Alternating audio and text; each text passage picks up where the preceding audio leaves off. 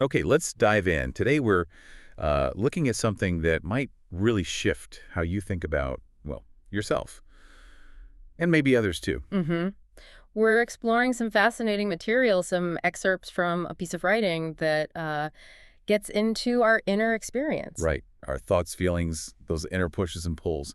And the source makes a pretty bold claim, doesn't it? It does. It suggests that the different parts we feel inside us aren't just, convenient labels or Not metaphors. just concepts. The source is saying they're actual inner beings. Is that right? That's the core idea, real inner beings. And our plan for this deep dive is to unpack what that really means, according to the source, and then explore the, frankly, huge implications. Yeah, implications for how we relate to ourselves, obviously, but also our relationships with others, maybe even the world. Exactly. And it really goes against the grain of what the source calls the monomind view. The idea that we're just one single unified self, one driver in the seat. Which, feels like the standard way of thinking, doesn't it? Totally. We ask, what do you want? Singular you. Even if we say, oh, part of me wants this, part of me wants that. We don't usually mean literal parts, right? And the source points out there's often a stigma attached to the idea of having multiple personalities. It shows how deep that one self idea runs. Okay, so let's get straight to that main point then. The source says, point blank, Mm-hmm. your inner world, it's real. Yep. Unequivocally real. And those parts you sense, not just symbols, not just psychological ideas. But actual inner beings. You mentioned inner families, inner societies. That's the language the source uses. It paints a picture of an inner ecosystem, really. Distinct inhabitants living in there. That's quite an image. Yeah. Different from just aspects of my personality. Ah. And this inner reality, it says, has a direct impact on our lives. A big impact. The Yeah. source is pretty clear. If you don't take these parts seriously, like really see them as real in this way, you might struggle. Struggle with what? Being effective. Yeah, with effectiveness and with doing what the source calls what you're here to do. It suggests that while some healing might happen anyway, really believing in and relating to your parts as real, treating them as sacred even, is incredibly powerful. So it's not just a therapy technique. It's presented as fundamental to purpose in getting things done. That's big. It is a huge claim, and it's set up as the direct opposite of that default monomind thinking we talked about. Right. If you only ask, what do you want? Mm-hmm. You're missing the whole internal conversation, the dynamics between these actual inner beings. Exactly. Which brings us back to that stigma point, how strange it feels in our culture to think of having multiple parts as anything other than a pathology. Okay. So if this perspective is so important, how does it change the approach to healing, according to the source? It says it's crucial for deeper healing. Yeah, the argument is that just sort of letting off steam or unburdening parts a bit, even enough if you don't fundamentally take them seriously as beings. Okay, why not? Why isn't just, expressing a feeling enough? Well, the source suggests if you only see it as emotional release, you might miss the relational piece. It's about understanding you have these exiles, vulnerable parts holding pain who need to actually trust you. You, the self. Ah, trust. That's different. Right. And if you see them as real beings needing that trust, the source argues you're much more likely to stay with them, to visit them for as long as it takes, as it says. Because it's not just about getting rid of a feeling. It's about building a connection, a relationship with those vulnerable inner places. Precisely. And this way of working, this relational approach, is what the source believes is often needed for the unburdening to be permanent. And it's where we learn important lessons. What kind of lessons are we talking about? The source specifically mentions learning things like, everything deserves love. And there's this really striking quote. Yeah. When you can love all your parts, you can love all people. Wow. Okay. So a direct link between inner acceptance, loving your own, maybe difficult inner parts, and your ability to love other people out in the world. That's the connection the source makes. It reframes this inner work. It's not just self-help. It's fundamental to how we connect with everyone. Okay, so if this inner world is real and relating to it differently changes us, Yeah. what happens when these inner worlds interact? You mentioned something being contagious. Yes, exactly. This is where the source talks about self-energy, that core essence of the self-state. And it claims this energy is, well, contagious. Contagious how? The observation is when one person is really grounded in that self-energy, really present with someone else, it tends to actually invite the other person's self to come forward more. Their protective parts often seem to relax. Huh. So my being centered can actually help someone else feel safer, more open. That's a fascinating take on interaction. It really is. And the source says this plays out everywhere in therapy, with couples, families, even in workplaces, corporations. It mentions consultants using this idea with leaders of countries, apparently. Whoa, okay.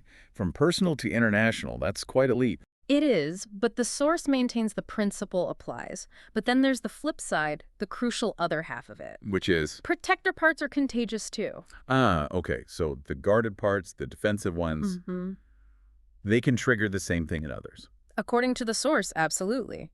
It suggests that many big conflicts and polarizations, whether between two people or nations, are really driven by these protectors and the burdens they carry. Burdens like extreme beliefs or intense emotions? Exactly. Those fears, those angers.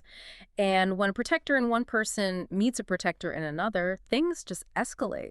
The source explicitly says this dynamic is visible on the international stage. That makes a lot of sense, actually. Explains why arguments can get stuck in that loop. Just defenses bouncing off defenses. Right. Which leads into this really vivid analogy the source uses. Oh, yeah. When the water buffalo battle in the marsh, it's the frogs who suffer. Water buffalo. Mm-hmm. Frogs. Oh, Okay, break that down for me. What? So in this analogy, the water buffalo are the big, tough protector parts crashing against each other. And the frogs. They represent the underlying vulnerable parts, the exiles, the hurt, the fear, the pain that the protectors are actually trying to shield. So while the protectors are fighting, they're inadvertently hurting the very vulnerability they exist to protect in both people. That's exactly the source's point. And it adds that in that battle, neither protector lets its own hurt exile its own frog be seen or heard. They're hidden while the fight goes on. Man, that's a powerful image. So how do you stop the fight? How do you save the frogs, according to the source? The solution offered involves the self stepping up in both people. First step, the self needs to call off the water buffalo. Ask the protectors to ease back. Okay, disengage the defenses. Then, really importantly, you need to turn inward and comfort and love our own frogs. Tend to your own vulnerability first. Right.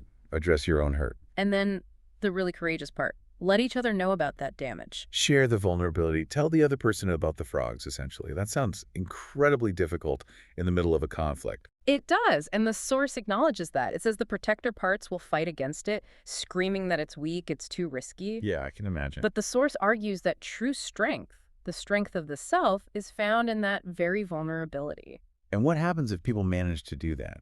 Share from that vulnerable place?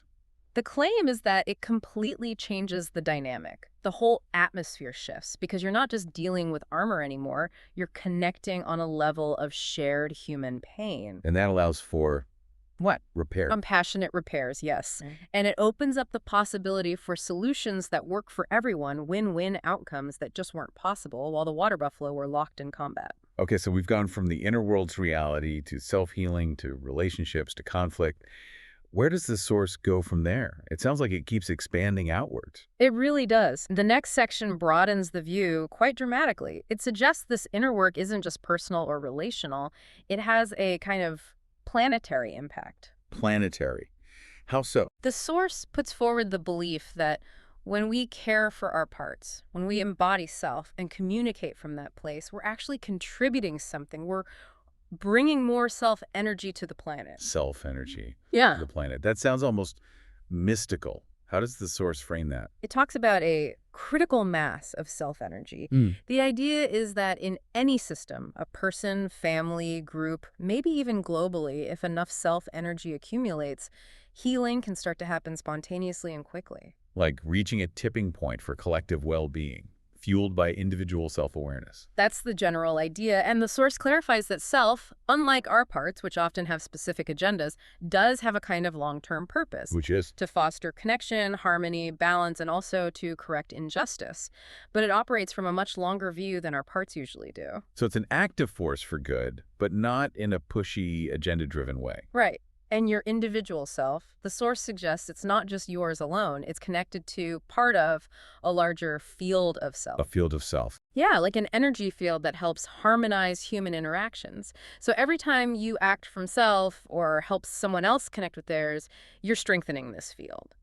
Even small private acts of compassion or integrity are said to contribute. That gives a sense of, like, collective responsibility, or maybe opportunity. But what about the negative stuff? The things working against harmony? The source addresses that too. It suggests the Earth has its own fields, but the field of self has been weakened or obscured. Obscured by what? By fields created by historical trauma, inhumane treatment, and deep-seated cultural patterns. The source gives examples like racism, extreme individualism, consumerism, materialism, sexism. These things create distorting fields. So, like collective burdens creating static that interferes with the self field. That's a good way to put it. And the source links this back to the contagious protectors idea, but on a mass scale. It offers an interpretation and stresses it's an interpretation that the rise of certain political leaders using divisive tactics could be seen as whole countries getting caught up in a kind of dark field. Wow. So it's portraying this interplay of energies on a global political level. Again, this is the source's perspective on this. Yes, explicitly stated as the source's view. It's a picture of a struggle, really, between these obscuring fields and the potential of the self field playing out inside us and across the world. So, on that grand scale, what's the path forward according to this source? Fundamentally, it's the same work. Unburdening ourselves, releasing those extreme beliefs and emotions held by our parts, and helping others do the same. Each bit of healing lessens the grip of the obscuring fields and strengthens the Earth's field of self. And it needs to be collective. The source emphasizes that, yeah. Because acting from self, doing this healing work, can feel really countercultural. The dominant cultural messages often reinforce the burden protector parts, so community and mutual support are seen as vital to sustain the shift. That makes sense. Hard to swim against the current alone. Exactly. Which leads us to the final section, really summing up the call for a new way of seeing things, a new paradigm. What's the takeaway message there? It's basically a distillation of everything we've discussed, a call to 1. Lead from self whenever possible and help others find theirs. 2. Do the work of healing burdens, both personal and the cultural ones we carry. And 3.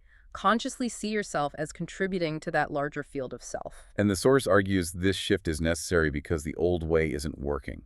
Pretty much. It says, the current dominant view that humans are basically selfish, separate, driven by competition actually makes our protective parts more extreme. It fuels the problems. Just tinkering with symptoms won't cut it without this deeper shift in understanding who we are. Does the source offer any hope that this shift is possible? It does offer a cautious note of hope. It suggests that major global crises, it mentions the pandemic, ecological crises might be disruptive enough. How so? By potentially breaking through our collective denial, our sense of us versus them, or cultural superiority. These crises could create openings, cracks in the old way of thinking, making space for this different paradigm to take root. And this state of being in self, it's ultimately about connection. That's the essence of it, remembering you're connected. To your own parts, to other people, to the planet, to that big field of self. It's about seeing the sacred in everything, relating with respect and love, being able to access inner wisdom, and knowing you're part of this larger movement towards harmony. We've definitely covered a lot of ground. Okay. I mean, from the idea that your inner parts are real beings, all the way out to global energy fields and paradigm shifts. It's a really comprehensive and, let's face it, quite challenging framework. It asks for a fundamental rethink of, well, almost everything about our inner and outer lives. It really is powerful stuff. And you know, one detail from the source that really stuck with me, What was that? it mentioned the author's own experience that even after years of seeing this work, of gathering evidence, parts of them still doubted, still found it hard to fully accept the reality of this inner world they were describing. That's quite telling, isn't it? It really is. It just highlights how deep that monomind programming goes, how truly countercultural this whole idea feels. Even when you're living it, parts of you might resist. It definitely leaves you thinking, what parts of me or you listening might be pushing back against this, doubting its possibility, even now,